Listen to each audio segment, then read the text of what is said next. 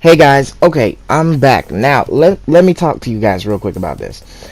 I finally decided to go ahead and look at the teaser trailer for Pokemon Sun and Moon, which, I just felt like I had to reminisce a little bit because this is not only mine, but a lot of people have spent their childhood playing Pokemon. So let's give a real big shout out to 20 years of Pokemon, and let's hope we have many more memories to share with them.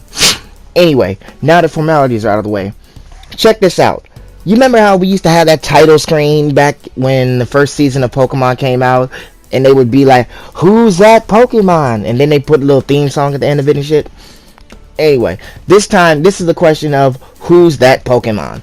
Now, this is the what I believe is a hummingbird like Pokemon. It looks small. A lot of people have been saying like Tyranitar Tube and Gianparo 1-1 have even said that this is a type of Pokemon from Hawaii. This is a Pokemon that can be found in Hawaii. But in retrospect, like just off the strength, like let's pretend for a second that we don't think that Pokemon Sun and Moon are based off in Hawaii, because I don't think that we can get away with it. Honestly, I don't. But let's think about it like this for a second. For those of you who didn't really believe that this particular Pokemon or the 3D design of this particular Pokemon, a lot of people thought this design was a fletchling of some sorts. But later, a lot of people decided to drop the DeviantArt thing. Shout out to DeviantArt. They decided to drop the image up and be like, yeah, let's see what we can do with this. And it came out like this. It looks like a cute little kind of classic flying type Pokemon that probably Ash will catch once the Pokemon Sun and Moon anime comes out. But anywho, that's beyond the point. Check this out. If it comes to a point where we have to really think about what type this Pokemon is, or what specifically it'll look like, the only thing that we saw from the Pokemon Sun and Moon trailer is the top of its head, which is similar to what is shown in the picture you see now. So generally, I'm not going to go into too much of that because I think that I'm a kind of guy who likes surprises. I don't want to spoil too much for myself. Like, I personally I really just finished watching the Pokemon Sun and Moon trailer like about 4 or 5 times in the last 20 minutes. Just because I felt that strongly about celebrating the 20th anniversary of Pokemon. But anywho, let's look at this image real quick. This image is pretty basic. Like, you can see the Pokemon has a red top of its head. It has white feathers and brown feathers and little gray feet. So let's look at it like this. Say, for example, just like with Ash's fletchling, it's going to probably start off as a normal and flying type. Then as it evolves, it'll become a more of an accelerated type. For all we know, this bird is actually been rumored to be a starter Pokemon for Sun and Moon, which it will actually make it the first bird starter Pokemon. Now, truth be told, we've had a lot of good starters over the years. I mean, I hope we don't get that one starter where, we've been getting starters that have all been fire and fighting, and just of Gen 6, they wanted to change it up by putting grass and fighting. Now, I'm not going to really spend my time talking about that. I'm really talking about this type of bird.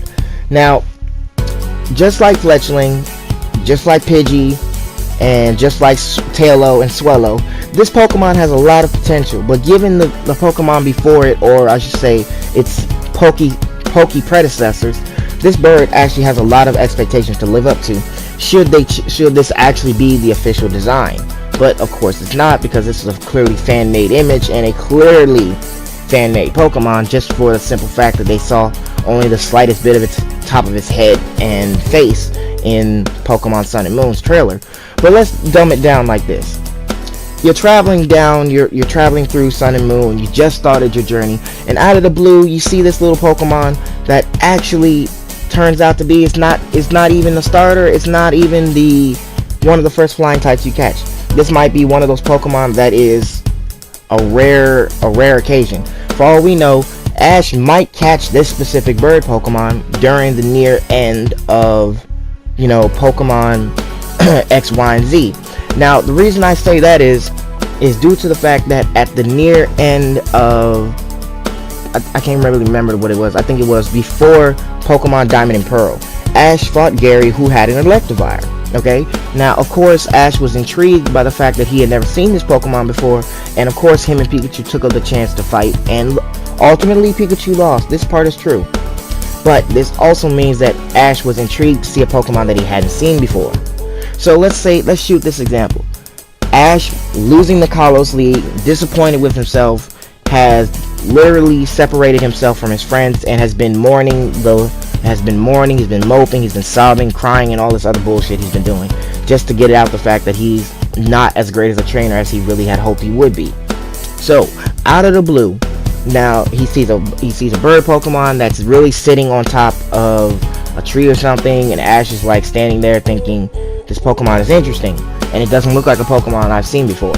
So, he probably looks to Clement, looks to Serena, and asks them, has he seen this Pokemon before? And probably gonna say, of course not, I haven't seen this Pokemon before. So what better way to open the eyes to the first generation of the next new generation of Pokemon by bringing out a Pokemon from the next region, much like with what they're doing with Volcanion and the ingenious Magiana, which a lot of people didn't realize that the trailer just came out this week, or as of today actually, and it's just been revealed. So usually I don't think that Pokemon will go off by saying they'll start off with a legendary Pokemon. But like when Ash met Lucario, that's where he went off into his Diamond and Pearl adventures, and then he continued from that point. So like I said, if he does decide to go ahead and meet this one particular Pokemon from another region, doesn't know anything about it, and then automatically he decides to take it to Professor Oak to see if he knows anything. And that's when the whole Pokemon Sun and Moon adventure will start. So with that, I hope you guys enjoyed the show. Stay tuned, stick around, and I have plenty more